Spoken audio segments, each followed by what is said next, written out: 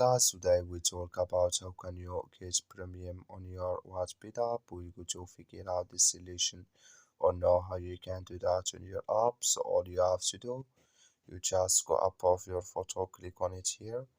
When you click on it, when you click on your photo here, it's going to take you to this list on your profile. So then you go above this sign, click on it here. So when you click in this sign, it's going to take you to this list. Then you click here on premium subscriptions here, just click on it.